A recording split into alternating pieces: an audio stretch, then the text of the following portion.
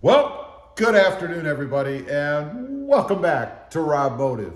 We're in the garage with the door closed today, so if you get a bit of an echo, that's why. It's a miserably rainy, cold day outside, so that's the reason for the coat, too. Got to have the shades for the sun.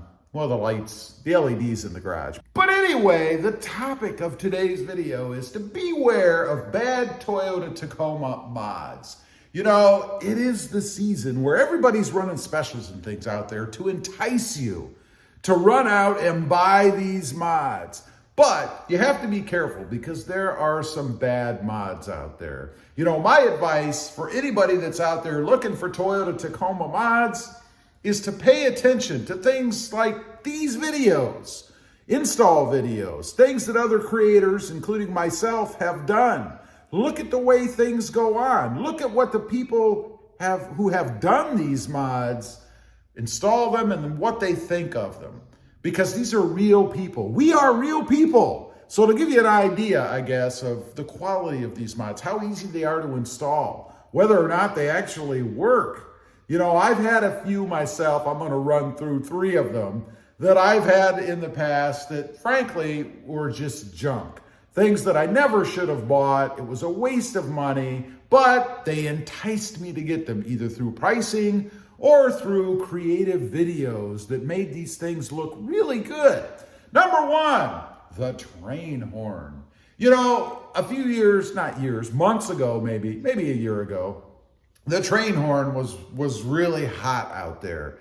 There were mods, there were all kinds of products, things that people were offering in the form of train horns. Now, I love it myself. There's nothing like smashing that horn when somebody cuts you off, or hopefully just to alert somebody that they could be about to cause a problem. That's what the horn is really made for, right?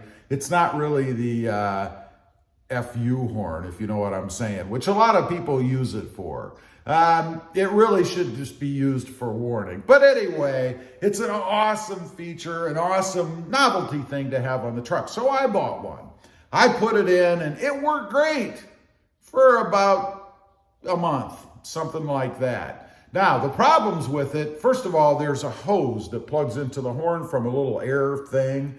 Well, that wouldn't stay on. Matter of fact, when I decided to pull it out, primarily because I was trading the truck, I discovered that that hose was off. It wasn't even on, so it wouldn't have worked anyway. I'd have hit the horn, which in my case was a button, and it would have went from the air blowing out of the hose and not into the horn. The other problem with that is it rusted almost immediately. I was surprised at the shape it was in, how bad the rust was on the fasteners. And that's because the company used cheap, low quality metal fasteners to connect everything together. It was horrible, a complete waste of money, and I should have known better, right? The pricing was really low. There's no way you can get a quality product and charge next to nothing for it. Next up, exhausts.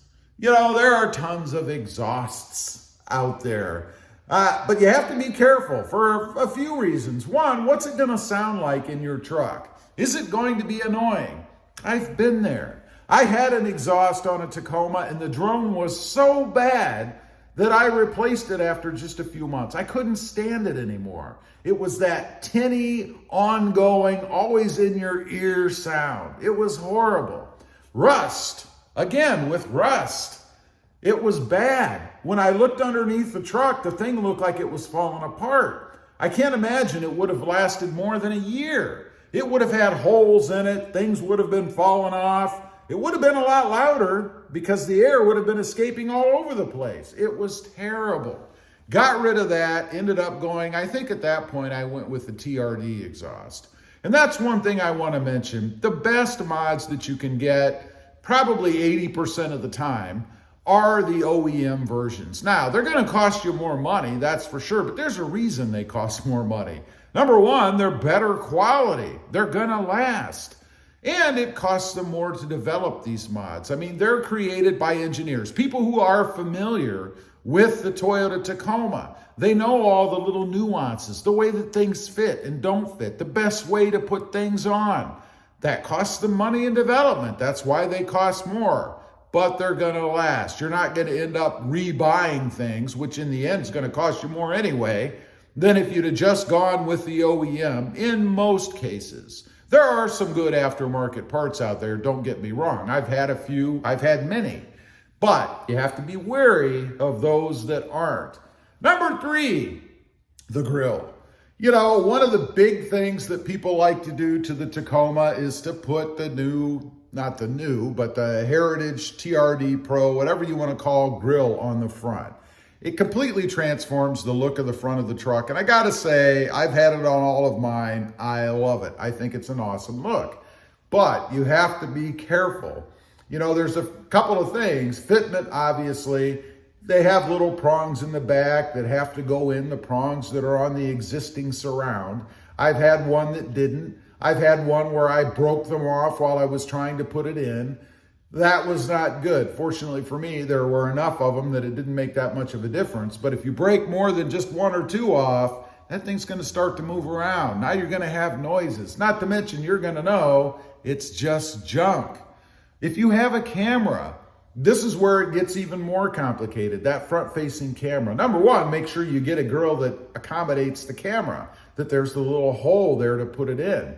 2, you have to make sure that the bracket that holds the camera in either comes with that grill, and in most cases it does not, and that the one that you have from your existing grill will fit. Another problem I ran into, I actually had to fashion one myself. I had to cut the metal from the OEM version because it was too long. I could not put the camera in. Eventually, I did go back to the OEM version. That's what I have right now, although I don't have a camera yet on the front of my SR5. I will, but I went back to the OEM version and I actually bought a bracket. It's somewhere around here. I'm not exactly sure where. I'll have to find it. But I bought a bracket that will fit in the grill and allow you to have the camera in there. Nothing more disappointing than buying a mod, again, if you have the camera and you can't put the camera in. There are a lot of good ones out there. I've had a few. Running for Tacos, I'll mention them. Great company. They sell a TRD Pro style grill that actually works really, really well and a heck of a lot less money than it costs to buy the OEM version. Anyway, I just wanted to get on here, run through a few things. You know, beware. If you're out looking for mods, pay attention to what other people have done and look at the comments. Look for those stars. You know, one of the things that I always do is look at that area on the sites that actually show stars, how people rate the product. If it's not at least a 4 or 4.5 out of 5, I move on. Because people are brutally honest, and they'll tell you in the form of just that rating whether or not the mods are any good. Anyway, leave a comment. Let me know. Ever bought a mod, an aftermarket mod, or maybe even an OEM mod that didn't work right, that you were disappointed with? I'd be curious to know. Also, real quick, I do have 2 additional channels. Robmotive Project Cars, currently about the Mercedes-Benz. Lots of stuff going on with that. And Robmotive JT, all about the Jeep Gladiator. Check them out, and if you're interested, please consider subscribing. And while you're at it, click the subscribe button here too. Thanks for watching. Stay safe out there. Bye.